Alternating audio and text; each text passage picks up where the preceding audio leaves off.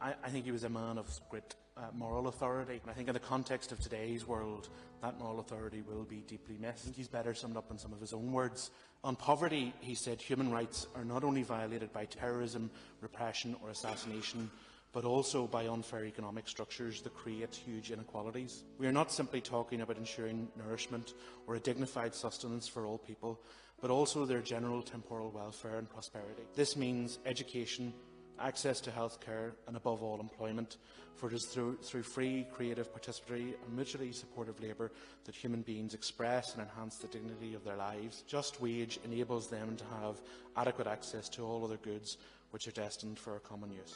On climate change, he said, we have to realise that true ecological approach always becomes a social approach. It must integrate questions of justice and debates on the environment, so as to hear both the cry of the earth and the cry of the poor. On refugees, he said, having doubts and fears is not a sin.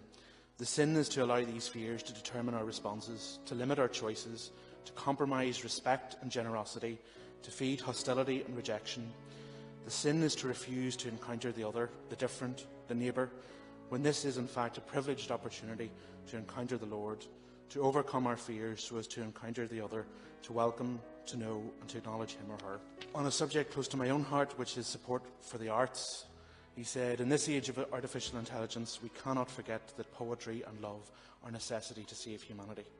On LGBT rights, which have already been referenced this evening, he was involved in the issuing of the Fiducia Supplicans in 2023, a declaration of Catholic doctrine and the pastoral meaning of blessings, which allowed for the first time Catholic priests to bless same-sex couples.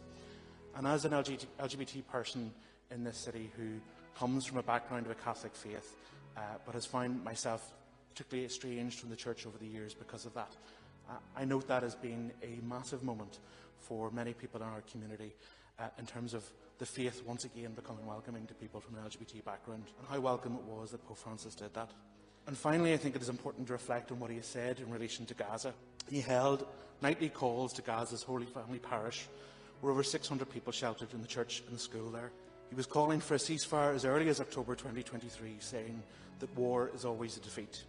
In March 2024, he said, I carry daily in my heart, with sorrow, the suffering of the peoples in Palestine and Israel due to the ongoing hostilities. Do you really think you're going to build a better world this way? Do you really think that you're going to achieve peace? Enough, please. Let us all say stop. Please stop. And in his last public message at Urbi et Orbi in the Vatican over Easter, he said, I appeal once again for an immediate ceasefire in the Gaza Strip.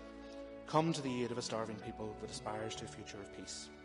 And I can only hope, Lord Mayor, that whoever his successor might be continues on that work of building a church that is open and welcoming to all.